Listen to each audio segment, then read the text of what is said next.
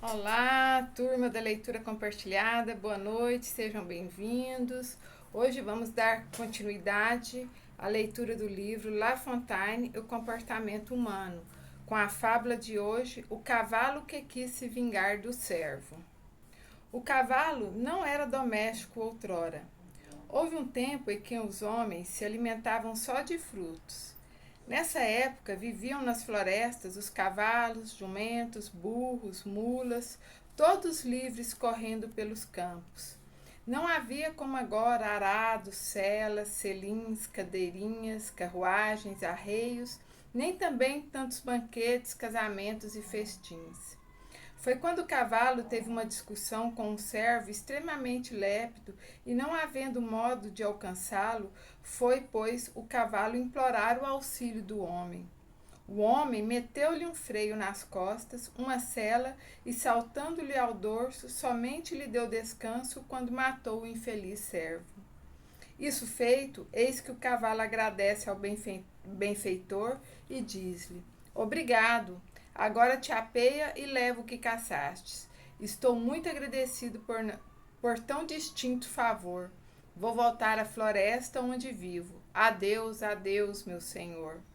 Não, respondeu-lhe o homem, não irás retornar, pois agora o teu lar será este aqui, junto comigo. Tu não padecerás de fome ou frio e terás uma manjedoura abarrotada de feno. De que vale a fortuna se a liberdade é perdida? Assim viu-se o cavalo privado do maior bem desta vida, e quando volta à estrebaria, já estava construída. Ali terminou seus dias, sempre arrastando o grilhão. Não teria sido melhor que houvesse dado perdão de tão leve ofensa ao pobre veado? O mesquinho prazer de se vingar não compensou pagar o alto preço da perda do direito de ir e vir. O direito de ir e vir. Um dos grandes perigos da revanche ou da vingança é ficarmos presos ou subordinados a certas condições inalteráveis e estabelecidas no ato vingativo. Falar ou agir sem pensar nas consequências é como disparar uma flecha sem apontar ou visualizar a direção.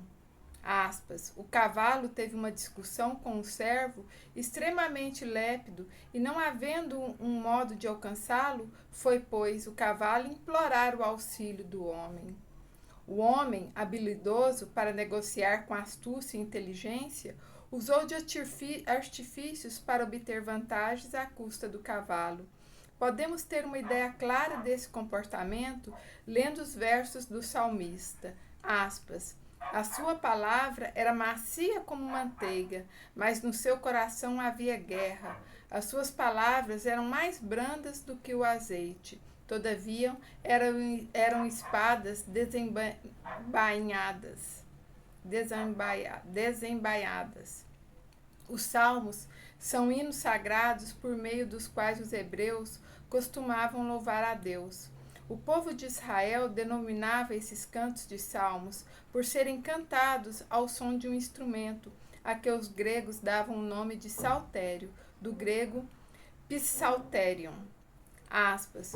O cavalo agradece o benfeitor e diz-lhe: Obrigado, agora te apeia e leva o que caçaste. Estou muito agradecido por tão distinto favor. Vou voltar à floresta onde vivo. Adeus, adeus, meu senhor.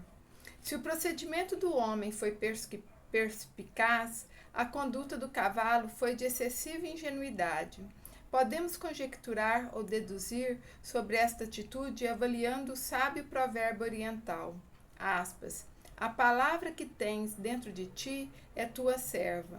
Aquela que deixas escapar é tua senhora. É comum encontrarmos na sociedade indivíduos que, como o cavalo, falam e agem impensadamente e se esquecem de que a sua ingenuidade pode impedi-los de deslocar-se de um lugar a outro. O cárcere é uma janela aberta no muro negro da ingenuidade. Podemos nos sentir aliviados momentaneamente em tirar a desforra, vingando-se de alguém por aquilo que ele fez. Entretanto, ninguém nos concedeu a prerrogativa de castigar pessoa alguma por qualquer coisa. Aspas. O mesquinho prazer de se vingar não compensou pagar o alto preço da perda do direito de ir e vir.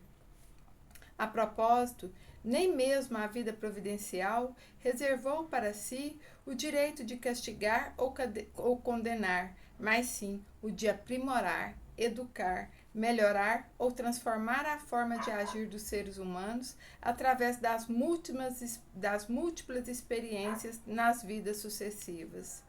O ser consciente não quer subjugar outras criaturas. A lucidez mental está em discordância tanto com o autoritarismo quanto com a escravidão. O dominador é aquele que não sabe sentir-se indivíduo, a não ser em função de subjugar o outro ser, o dominado. A palavra é uma corrente de força que conduz sons e veicula sentimentos. Em virtude disso, quando falamos, mostramos aos outros com toda transparência aquilo que realmente somos. O verbo é a veste do pensamento. Verbalizando, começamos a atrair. Quem se vinga, atira uma pedra que voltará sempre ao local de onde procedeu. Não devemos permitir que a nossa palavra corra diante do pensamento. Precisamos usá-la a nosso favor. Da mesma forma que, sem luz física, não vemos o mundo e, como resultado, não verbalizamos bem a maneira pela qual algo se apresenta, sem luz íntima, também não nos expressamos com prudência, não ponderamos as palavras antes de pronunciá-las. A força das palavras atrai gradativamente todos aqueles que pensam da mesma forma e que passarão a formar um ambiente comum em redor de nós. O que proferimos cria para nós uma espécie de sina. A palavra maledicência, do latim maledicentiae, significa a ação de falar mal dos outros, difamação, intriga, palavra que denigre, comentário maldoso. Por extensão do sentido, podemos deduzir que maledicente não é apenas aquele que maldiz as pessoas, mas também o que maldiz a si mesmo. Usar a palavra contra nós mesmos é quando damos a ela um mau sentido ou nos utilizamos dela ingenuinamente, sem reflexão, ponderação e critério. A propósito, na fábula em estudo, o feitiço voltou-se contra o feiticeiro. A vingança recaiu sobre o vingador. Assim como ocorreu com o cavalo, muitos seres humanos antes livres, por serem crédulos e simplórios, fizeram mau uso das palavras. Sem pensar nas consequências, encarceraram a si próprios nos grilhões do arreio, freio, sela e estrebaria. Dívidas contraídas por um favor e ou benefício recebido. A parábola do semeador possui uma exemplificação fantástica sobre a diversidade do uso da palavra. Aspas, saiu o semeador a semear, palavras. Palavras foram lançadas ao léu, à beira do caminho, plantadas em lugares pedregosos, disseminadas aos cuidados do mundo, espalhadas entre os espinhos, propagadas a terrenos infrutíferos, semeadas na boa terra. Aspas, foi, pois, o cavalo implorar auxílio ao homem. Uma só palavra dita no momento certo vale mais do que uma detalhada explanação que chega tarde demais. Podemos curar o ferimento que uma espada faz. No entanto, é irreparável o prejuízo que uma palavra provoca. Conceitos-chave: ingenuidade, modo de ser de pessoas que agem movidas por sentimentos de inocência e pureza. O ingênuo só vê qualidades. Malícia, aptidão ou inclinação que tem como raiz uma intenção maldosa, habilidade para ludibriar e depreciar por vias indiretas, tendência para enganar e prejudicar os outros, utilizando a má índole.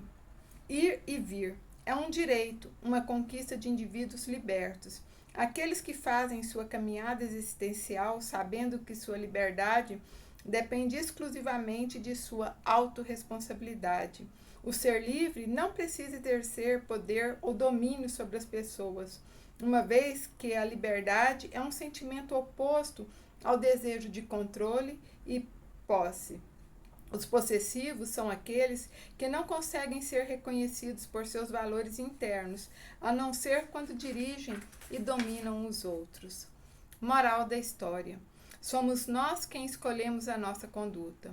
O condutor, portanto, somos sempre nós mesmos. Não deixemos que, aspas, os peregrinos da estrada, da vingança, do ódio e do orgulho nos seduzam e se hospedem em nosso domicílio íntimo. Qualquer que seja a circunstância em que estejamos vivendo, lembremos-nos de que nosso mundo só diz respeito a nós próprios. Fiquemos alerta ao modo como os peregrinos se aproximam e provocam certas sensações. A expectativa através da promessa, a culpa através da insinuação, a ira através do ataque, o burburinho através da calúnia, a paixão através da sedução, a soberba através da adulação, o temor através da chantagem. Viver em paz requer constante vigilância. Por isso, note bem como funciona a manobra oculta por eles empregada. Nunca devemos nos aliar a alguém com finalidade perversa e vingativa, pois a dependência criada nesse tipo de cumplicidade pode nos acarretar prejuízos de toda sorte, aprisionando-nos à tramóia por tempo indeterminado.